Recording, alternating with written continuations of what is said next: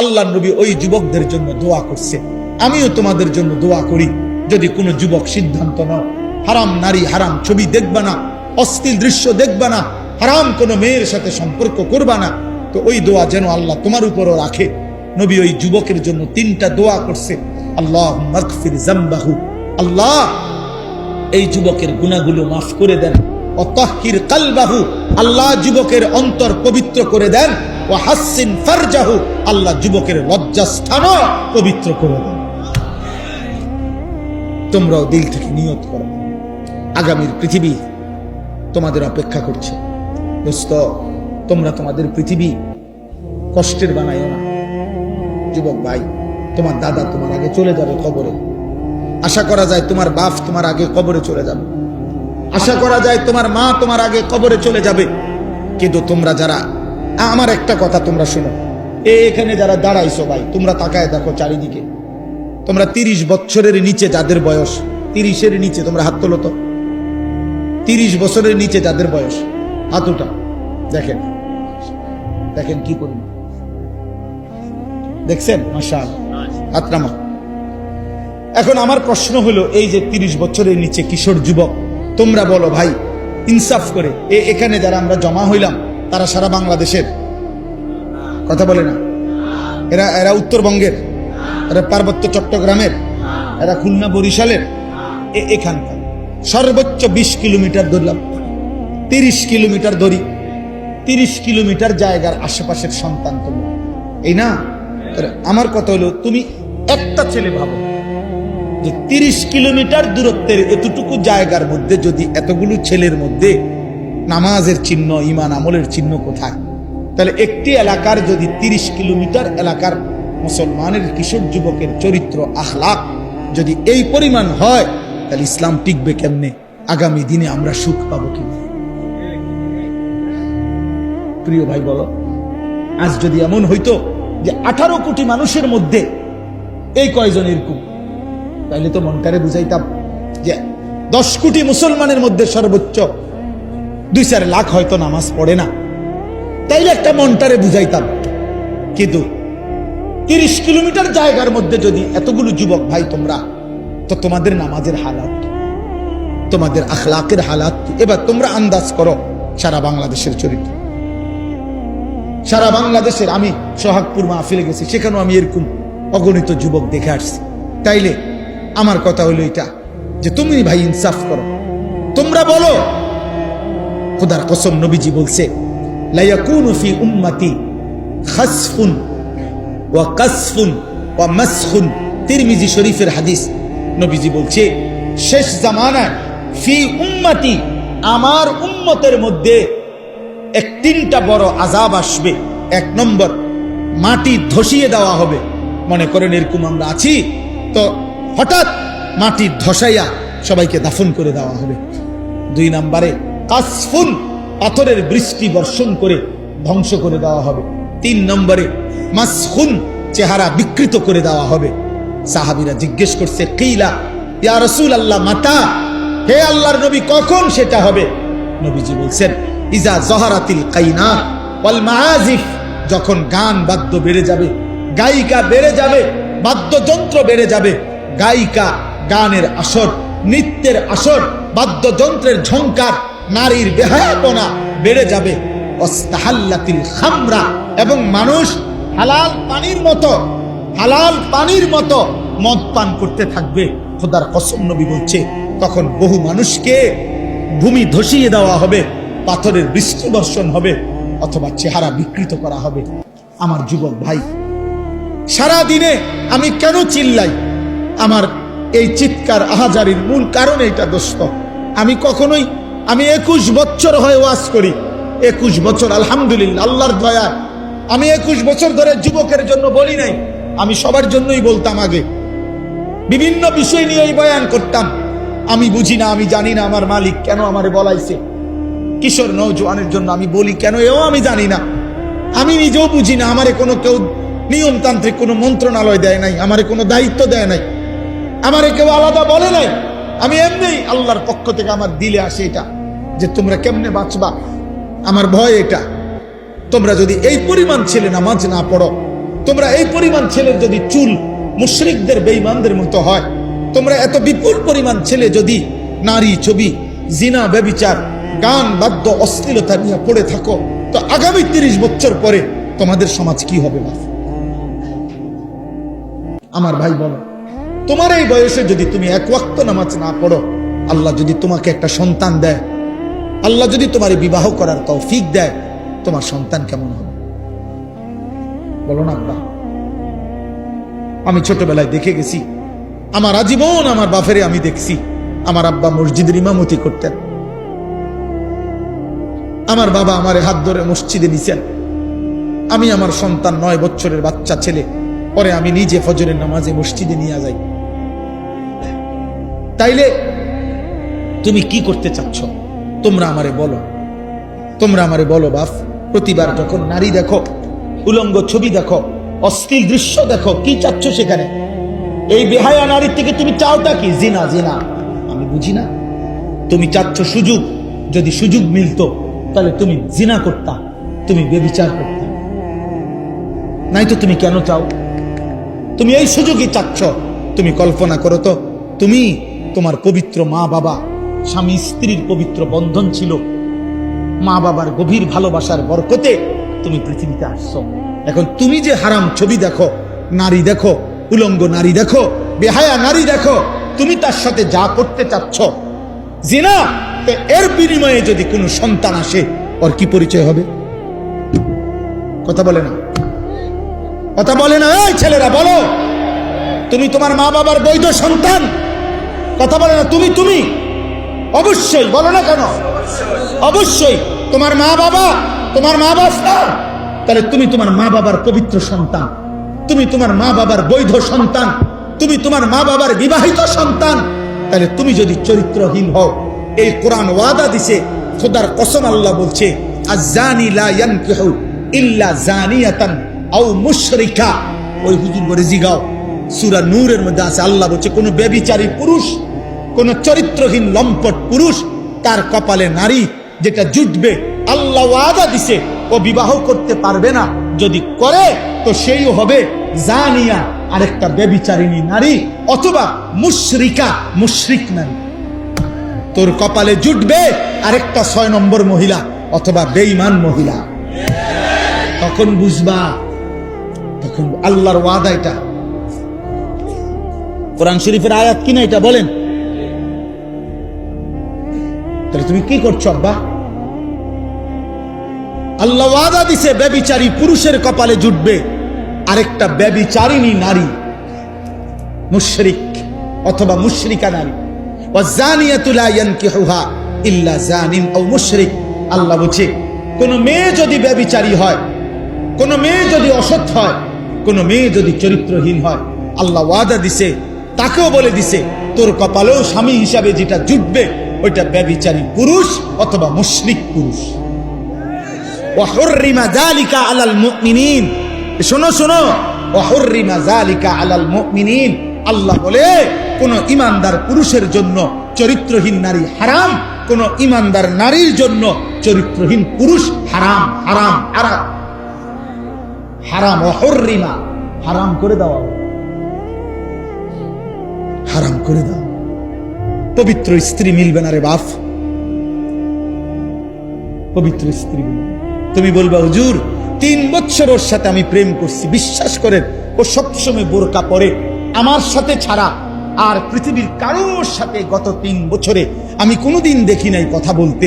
না না যুবক, তোমার লগে যদি কোনো মেয়ে বোরকা পরে কিন্তু বিবাহ বহির্ভূত কথা বলে, সম্পর্ক করে, প্রেম নামে হারাম সম্পর্ক করে, এবেডি যদি মনে রাখো কম বোরকানা বোরকানা বা যদি কম্বলও গাও দেয়, বলে লেপ তুষক গাও দেয় এবেডি, হ্যাঁ খোদার কসম, এরপরেও যদি বিবাহ বহির্ভূত লেপ পরার তুষক গাও দেওয়া আর বোরকা পরাও কোনো মেয়ে যদি কোনো ছেলের সাথে সম্পর্ক রাখে, হারাম সম্পর্ক, ওই মেয়ে দুশ্চরিত্র, ব্যভিচারী, লম্পট, চরিত্রহীন নারী। এটাই হ্যাঁ হ্যাঁ, ও 2 নম্বর বোরকাওয়ালি, ও 6 নম্বর বোরকাওয়ালি। আপনি বোরকার দোষ দিবেন? জি না। বোরকার দোষ দিবেন কেন? বোরকার কোনো দোষ নাই, বোরকার কোনো দোষ নাই। তুমি হারাম জায়গায় ব্যবহার করছো কেন? অতএব এই মহিলা তোমার সাথে কথা বললে সেটা জায়েজ।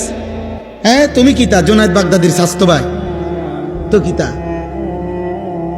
তুমি বাইজিদ বুস্তামির জ্যাঠতো ভাই, তাইলে কোনো বেহায়া মেয়ে তোমার সাথে কথা বললে এটা গুনাহ নাই?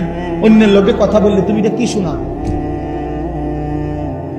দয়া করো, আমি এর চাইতে বেশি আর বলতে পারলাম না। আমি স্পষ্ট বললাম, তোমরা কিশোর যুবক নওজোয়ান আল্লাহর দিকে ফিরো, আল্লাহর দিকে ফিরো, আল্লাহর দিকে ফিরো, আল্লাহর দিকে। এই বাংলাদেশের জমিনে 56,000 বর্গ মাইলের এই প্রতি ইঞ্চি জমিনে বেঈমান মুশরিকরা, কাফেররা, চতুর্মুখী মুনাফিকরা, আল্লাহ দ্রোহীরা ষড়যন্ত্র করছে, ষড়যন্ত্র করছে, ষড়যন্ত্র করছে। খ্রিস্টান মিশনারিরা প্রতিদিন খ্রিস্টান বানিয়ে নেওয়ার ষড়যন্ত্র করছে। ইসকনের হিন্দু গুন্ডারা প্রতিদিন মুসলিম মেয়েদেরকে হিন্দু যুবকের খপ্পরে ফেলে দিচ্ছে, প্রতিদিন চেষ্টা করছে। কাদিয়ানি মুশরিক বেঈমানরা, ভণ্ড, মুরতাদ, মুনাফিক, বেঈমান, বিশ্বাসঘাতক, কাফের, বেঈমান, ব্রিটিশের দালালি করছে আজীবন। যে গোলাম আহমদ কাদিয়ানি এবং তার অনুসারীরা, এই কাদিয়ানি বেঈমানরা প্রকাশ্যে বাংলাদেশে মুসলমানদেরকে ধোঁকা দিচ্ছে, প্রতারণা করে কাদিয়ানি বানাচ্ছে। আগামী দিনে বাঁচবা কেমনে বাবা? যদি ঈমান ঠিক না রাখো, যদি সেজদা না দাও, যদি আল্লাহর কোরআন না পড়ো, যদি ওলামাদের সাথে সম্পর্ক না রাখো, বেঈমানের খপ্পরে পড়ে ঈমান হারায় ফেলো। মেন দাজ্জাল এখনো আসে নাই, এর আগের ছোট দাজ্জালের দ্বারাই তো ঈমান হারা হয়ে যায়। বড় দাজ্জাল তো এখনো বেরই হয় নাই। মুশরিক বেঈমান তো তোমার মোবাইল দিয়েই তোমার চুল বদলায় ফেলছে, তোমার জামা বদলায় ফেলছে, তোমার জীবন বদলায় ফেলছে। আর বাস্তব দাজ্জাল যখন বের হবে তখন ঈমান হারাইতে আর কতক্ষণ লাগবে? কতক্ষণ? এজন্য আজকে এই রাত গভীরে তোমরা কিশোর যুবক নওজোয়ান, তোমরা নিয়ত করো আমরা আল্লাহর জন্য থাকবো। বলো ইনশাআল্লাহ, বলো। আমি অনুরোধ করলাম, আমি অনুরোধ করলাম, তোমরা নারী দেখো না, হারাম ছবি দেখো না বাপ, তোমরা ফজরের নামাজ পড়ো। তোমরা ফজরের নামাজ, কোন নামাজ? ফজরের নামাজ। বলো ইনশাআল্লাহ। আরে ভাই পারবা? যুবক রাত, যুবকের কোনো রাত নাই, যুবকের কোনো রাত, যুবকের 24 ঘন্টা বরাবর বরাবর। এক কোনো নওজোয়ান চাইলে সারা দিন রাত 24 ঘন্টা যদি পরিশ্রম করতে চায় সম্ভব। আবার কোন যুবক চাইলে যদি 24 ঘন্টা ঘুমাইতে চায় তাইলেও সম্ভব, তাইলেও সম্ভব। এজন্য তোমরা পারবা ইনশাআল্লাহ, তোমরা পারবা। ফজরের নামাজের জন্য ওঠো ইনশাআল্লাহ, তোমরা মাহাদির সৈনিক হবে। তোমরা দাজ্জালের বিরুদ্ধে লড়বা, ইসরায়েলের ইহুদি বেঈমানদের বিরুদ্ধে যুদ্ধ করবা, কালেমার পতাকা পৃথিবীময় উড়াবা ইনশাআল্লাহ। বাংলাদেশে আজ হোক কাল হোক কাদিয়ানি মুরতাদ কাফের ঘোষণা হবেই হবে ইনশাআল্লাহ। এটা লক্ষ আলেমের প্রাণের দাবি, এটা কোটি মুমিনের ঈমানের দাবি, এটা আমাদের ভালোবাসার দাবি। অতএব ইনশাআল্লাহ আজকেও এই রাত গভীরে চিৎকার করে বলো, কাফের কাফের কাফের কাফের। দাঁড়িয়ে বলো, দাঁড়িয়ে বলো, বলো বলো।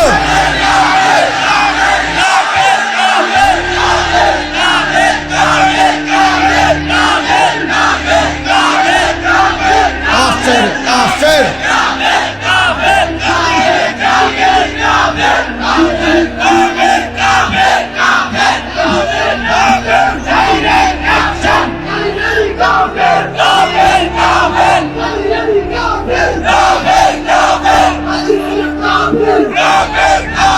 বসো বসো ভাইয়া, বসো। এটা আমাদের ঈমানের দাবি, এটা আমাদের ভালোবাসার দাবি, এটা আমাদের রক্তের দাবি। মুহাম্মদ আরবি সাল্লাল্লাহু আলাইহি সাল্লামের ইজ্জতের জন্য আমাদের পূর্বপুরুষ বারবার জীবন দিছে, আমরাও দেব ইনশাআল্লাহ, আমরাও দেব ইনশাআল্লাহ। আমি বললাম ছেলেরা, আল্লাহর জন্য, দ্বীনের জন্য, নবী সাল্লাল্লাহু আলাইহি সাল্লামের ইজ্জতের জন্য যখন, এই ছেলে আমার কথা মনে রাখো বাপ, যখন যে পরিমাণ যুবক ইসলামের জন্য দরকার ছিল আল্লাহ তখন সেই পরিমাণ নিছে, আগামী দিনও নিবে। তুমি দোয়া করো, আল্লাহ আমাকে মুমিনের কাফেলায় রাইখেন আল্লাহ।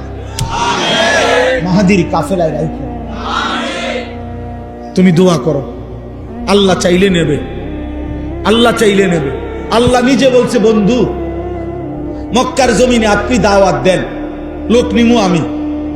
নবীজিকে আল্লাহ বলছে, বন্ধু দাওয়াত আপনি দেন, লোক নেব আমি। লোক নিবে কে? এজন্য আল্লাহ বলছে, নবীজি আবু বকরকেও দাওয়াত দিছে, আবু জেহেলকেও দাওয়াত দিছে, আবু লাহাবকেও দিছে, ওমরকেও দিছে। আল্লাহ বলছে, আবু বকরকে আমি নিলাম, আবু জেহেলকে নিলাম না, আবু লাহাবকে নিলাম না, ওমরকে নিলাম, ওসমানকে নিলাম, উতবাকে নিলাম না, আলীকে নিলাম, সাইবাকে নিলাম না। আল্লাহ বলছে, বন্ধু আমি যাকে চাইলাম তাকে নিলাম, যাকে চাইলাম না নিলাম না। আপনি বলেন সবাইকে লোক নেমু আমি। এই জন্য আমরা বলে তো যাচ্ছি সবাইকে, কিন্তু রব ইমানের জন্য, ইসলামের বিজয়ের জন্য, কালেমার পতাকার জন্য লোক নেবে কে? আল্লাহ যেন তোমাকে কবুল করে, আল্লাহ যেন তোমাকে কবুল করে, আল্লাহ যেন তোমার পরবর্তী জেনারেশনকে কবুল করে। আমি আমার ছেলেকে বারবার হাত ধরে ধরে বলছি, আমার 2 সন্তানকে, বাপ আমি যদি কোনোদিন হারিয়ে যাই পৃথিবী থেকে, তুই বলবি আল্লাহর কথা, কালেমার কথা বলবা, ইমানের কথা বলবা। আল্লাহর জন্য জান দিলে, আল্লাহর জন্য জীবন দিলে, আল্লাহর জন্য দুশ্মনের আঘাতপ্রাপ্ত হলে এটা লজ্জার নয়, বরং এটা ইজ্জতের বিষয়। আমাদের মজলুম যারা কারা নির্যাতন সহ্য করেছেন, ওনারা জাতির কাছে ঘৃণিত, সম্মানিত, সম্মানিত। যুগে যুগে ইসলামের জন্য, আল্লাহর দ্বীনের জন্য যারা জীবন দিয়েছে, যারা কষ্ট লাঞ্ছনা জুলুম অত্যাচার সয়েছে, পৃথিবীতে তারা অমর হয়ে আছে। আল্লাহ তোমাদেরকে তৌফিক দেন, কবুল করেন। আমার প্রিয় ভাই, সূরা ফাতিহার 4টা আয়াত আমি পড়ছিলাম, আমি লম্বা তাফসীর করতে চাচ্ছি না, শুধু একটা কথা বোঝানোর জন্য এই 4টা আয়াত পড়ছি। মহান আল্লাহ পাক রব্বুল আলামিন প্রথম আয়াতের মধ্যে বলছে, আলহামদুলিল্লাহি রব্বিল আলামিন। আমরা অর্থটা জানি, সমস্ত প্রশংসা ওই আল্লাহর জন্য যিনি জগৎ সমূহের প্রতিপালক। অর্থ হলো, আল্লাহ বলেন, বান্দা এই সৃষ্টি জগতের সব কিছু আমি লালন পালন করি। যেখানে যত আয়োজন, যেখানে যত সৌন্দর্য, যেখানে যত মায়া, যেখানে যত ভালোবাসা, যেখানে যত পছন্দনীয়, যেখানে যা কিছু ব্যবস্থাপনা, সব আমার, সব আমার, সব আমার। অতএব ইনসাফের দাবি বান্দা, প্রশংসা আমারই হক। প্রশংসা, ফুলের যত সুন্দর, ফলের যত সুন্দর, গাছের যত সুন্দর, মাছের যত সুন্দর, পাখির যত সুন্দর, মানুষের চেহারার যত সুন্দর, এই জীবনের আয়োজনের যত সুন্দর, চারিদিকে যত আয়োজন, সব যার, প্রশংসা তার। প্রশংসা কার? অতএব জীবনের এত সৌন্দর্যময় পৃথিবী উপভোগ করে তুমি আল্লাহ চেনো না কেন? তুমি আল্লাহ চেনো না কেন? তুমি মালিক চেনো না কেন? তুমি মালিক চিনবা না কেন? অতএব এই প্রথম কথা, এটা আমাদের সমস্ত প্রশংসার হকদার কে? আল্লাহ, আল্লাহ। 2 নাম্বার, আল্লাহ বলে, এই গোটা জগৎ আমি বান্দা লালন পালন করি, তোমার জন্য সবকিছুর ইন্তজাম করছি। এটা আমি অপারগ হয়ে না, আমার উপরে কেউ চাপাইয়া দেয় নাই। আর রহমানির রহিম, আমি সীমাহীন দয়ালু, আমি পরম করুণাময়, আমি অতীব দয়ালু। আমার দয়া, আমার মায়া, আমার রহমত, আমার ভালোবাসার কারণেই আমি আল্লাহ এই কায়নাতের সবকিছু লালন পালন করছি। সেকেন্ড সেকেন্ড, পলক পলক, মুহূর্ত মুহূর্ত তোমার রিজিক, তোমার ব্যবস্থাপনা, কায়নাতের সবকিছু তোমার কাছে পৌঁছাচ্ছে। 3 নম্বরে আল্লাহ বলেন, মালিক ইয়াউমিদ্দিন। এই কথাটা দোস্ত আমি শুধু বুঝাইতে চাই, বাবাদেরকেও আল্লাহ তাআলা আমাদেরকে দুনিয়াতে খাইতে দিছেন, ঘুমাইতে দিছেন, দুনিয়া ভোগ করতে দিছেন। হাজার নাফরমানির পরেও আমাদেরকে আল্লাহ কিছু বলতেছে না। আমরা নামাজ পড়ি না, সেজদা করি না, হালাল খাই না, গুনার মধ্যে ডুবে আছি, তো আমরা মনে করতেছি এভাবেই তো মনে শেষ।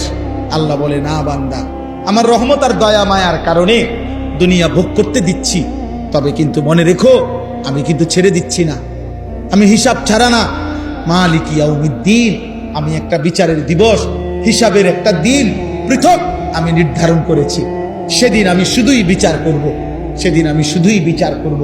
সেদিনের মালিক আমি আল্লাহ। আমার দেওয়া এই পৃথিবীর 1 সেকেন্ডের একটা নিঃশ্বাস আমি হিসাব ছাড়া নেব না। আমার নিঃশ্বাসের হিসাব দিতে হবে, চোখের পলকের হিসাব দিতে হবে, আমার দেওয়া এক এক ফোঁটা পানির হিসাব, রিজিকের হিসাব, দুনিয়া ভোগ করার হিসাব আমাকে বুঝাই দিতে হবে, বুঝাই দিতে। অতএব রাত গভীরে এটা মনে রাখতে হবে।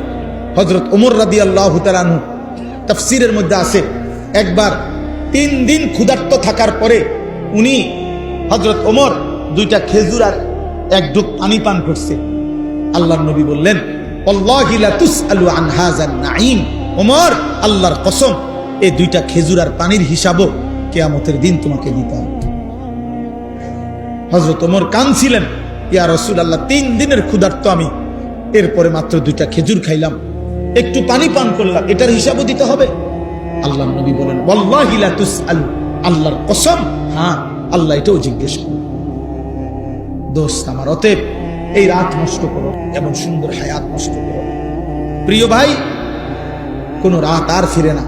আজকের মাগরিবের ওয়াক্ত আর হবে না, আজকের এশার নামাজের ওয়াক্ত আব্বা আর হবে না, এই রাত আর আসবে না। এই যে 16ই নভেম্বর 2025 রোজ রবিবার, খোদার কসম এই শিরোনাম পৃথিবীতে আর হবে না। আগামী সপ্তাহে রবিবার আসবে, কিন্তু সেটা 16ই নভেম্বর না। আগামী বছর 16ই নভেম্বর আসবে, কিন্তু সেটা 2025 না, 2026। কি মনে হয় এই শিরোনাম হুবহু আর হবে কোনোদিন? আজকের মাগরিবের ওয়াক্ত আর হবে না। আগামীকালকে তো এটা আগামীকালকের মাগরিব, আজকের এশার ওয়াক্ত আর হবে না, এটা তো আগামীকালকের, তো আগামীকালকের এশা। কোন ঘন্টা, মিনিট, সেকেন্ড আর ফিরে না, আর আসে না। অতএব দয়া করে রাত গভীরে, আমি কষ্ট দিলাম সবাই, দূর দূরান্তে ফিরে যা, আমরাও দূরে ফিরে। আমি এই যে 4 দিন পথে পথে, আল্লাহ যদি হায়াত বাঁচায় আজকে বাসায় ফিরবো, তাইলে ইনশাআল্লাহ। এই জন্য বললাম সবাই ঘরে ফিরবেন। প্রিয় ভাই, প্রিয় নওজোয়ান, প্রিয় সন্তান, সবাইকে বললাম, আমি বাবাদেরকেও বলি, আল্লাহ তাআলা বলছেন মালিক ইয়াউমিদ্দিন, বান্দা তুমি আমার খুব বেশি দয়া মায়া দেখা ভুলে যেও না, ভুলে যেও না, আমি কিন্তু বিচার দিবসের হিসাব করব। আমি লা যুলমাল ইয়াউম, 1 বিন্দু জুলুম হবে না। ওয়ালাদাইনা কিতাবুন ইয়ানতিকু বিল হক ওয়া হুম লা ইউজলামুন, আমার কাছে আমলনামার কিতাব আছে, যেটা আমি লেখাইছি ফেরেশতাদেরকে দিয়ে, সেটা তোমার সামনে ইয়ানতিকু, কথা বলবে, কথা। তোমার আমলনামা তোমার সামনে পড়বে, শোনাবে, তোমার আমলনামা কথা বলবে, তোমার জীবন শোনাবে। সেই আলোকে আমি আল্লাহ ফয়সালা করব। আমি 1 সুতা ছেড়ে দেব না বান্দা, 1 সুতা। এজন্য হাদিসে আছে, নবীজি বলছে, উম্মত যদি হাসরের ময়দানে কারো আমলনামা আল্লাহর সামনে নেওয়ার পরে আল্লাহ যদি 1 সেকেন্ড কোনো বান্দাকে বলে, তুমি খোলো, 1 পৃষ্ঠা খোলো, কাইফ, থামো, 1টা পৃষ্ঠা উল্টাও, নবীজি বলছে খোদার কসম সে নিশ্চিত জাহান্নামে যেতে হবে। তো নবীজিকে জিজ্ঞেস করছি, ইয়া রাসূলুল্লাহ, জান্নাতে তাইলে যাবে কে? নবীজি বলছে আল আরাজু ফাকাত, শুধুমাত্র আমলনামা নিয়ে একাকী একজন আল্লাহর সামনে এসে যখন দাঁড়াবে, নিজের আমলনামা নিয়ে শুধু আল্লাহ তাকিয়ে যাকে বলবে, আমলনামার দিকে তাকায়া আগে বাড়ো, ওকে আগে বাড়ো। নবীজি বলছে এই আল আরাজ মানে পেশ করা, আল্লাহর সামনে নিজেকে পেশ করলো, আর আল্লাহ শুধু বলল ঠিক আছে আগে বাড়ো, ওকে সামনে যাও। এই এতটুকু যাকে বলবে, এটাকেই বলে হিসাবান ইয়াসীরা, সহজ হিসাব, শুধু সেই জান্নাতে যাবে। যাকে বলবে থামো, সে শেষ। রব্বে কাবার কসম, এমন সুন্দর জীবন নষ্ট করো না, এমন সুন্দর জীবন। এই জন্য আল্লাহ বলছে, বান্দা অতএব তুমি উভয়ের মধ্যে সমন্বয় করো। তুমি শুনছো আমি আর রহমান আর রাহিম, আমি খাওয়ামু পড়াম, আমি দয়াবান, আমি তোমার আটকাইতাম না, বাদ কয়টার লেগে আমি বন্ধ করতাম না বান্দা, কিন্তু আমি হিসাব নেব মালিক ইয়াউমিদ্দিন। কাজে তুমি 2টা মিলাইয়া, অতএব তুমি নিশ্চিন্তে বলো যে ইয়্যাকা না'বুদু ওয়া ইয়্যাকা নাস্তাঈন। আল্লাহ আপনি যেহেতু দয়া করছেন, আপনি যেহেতু লালন পালন করছেন, আবার আপনি যেহেতু হিসাব নেবেন, কাজেই এদিক সেদিক যাইয়া লাভ নাই, এলোমেলো করে লাভ নাই। তার চাইতে ভালো বাবুরে, বেজাল বুঝালে নাই মাওলা, আমি আপনার ইবাদতই করি, আমি আপনার কাছে সাহায্য প্রার্থনা। আল্লাহ বলছে ওকে ঠিক আছে, ঠিক আছে, তাহলে আমার গোলামি করো, আমার কাছে চাও, আমি তোমার আখিরাতও সাজিয়ে দেব, দুনিয়াও সাজিয়ে দেব। আল্লাহ আমাদেরকে তৌফিক দান করেন, আল্লাহ আমাদেরকে কবুল করেন। রাত গভীরে সবার কাছে অনুরোধ, জীবনটা রাসূলুল্লাহ সাল্লাল্লাহু আলাইহি সাল্লামের সুন্নাতের উপরে সাজা।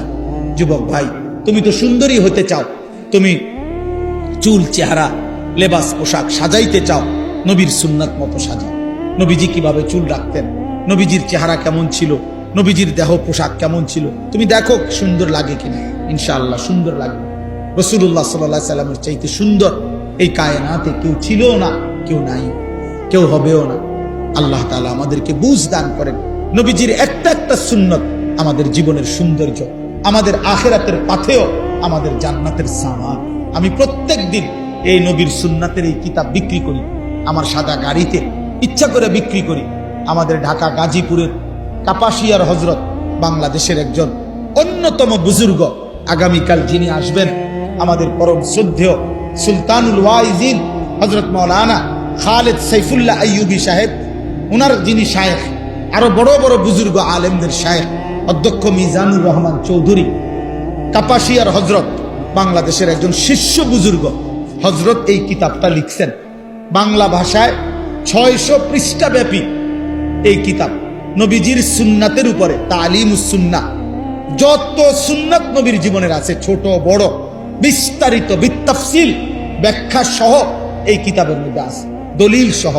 জীবনে কারো ঘরে থাকলে মা, চাচি, বোন, দাদি, নানি, ছোট বড় যে যখন পড়বেন, প্রতি পৃষ্ঠায় নবীজির কোনো না কোনো সুন্নাত শিখতে পারবেন। 400 টাকা মূল্যে আমরা এটা বিক্রি করি। আমি হযরতের কাছ থেকে এটা আনছি। আমি বলছি যে হযরত, আমি এটা বিক্রি করবো এই আশায় উম্মতের ঘরে ঘরে নবীর সুন্নতের একটা বই পৌঁছুক। একটা সময় মুসলমানের ঘরে ঘরে বেহেশতি জেওরা ছিল, মুকসিদুল মুমিনিনের বই থাকতো, কম বেশি মা চাষিরা পড়তো, এমন একটা বই আপনারা সুযোগ হলে নিয়েন। আর আপনাদের সবার কাছে অনুরোধ রইল, মাদ্রাসাকে মহব্বত করেন।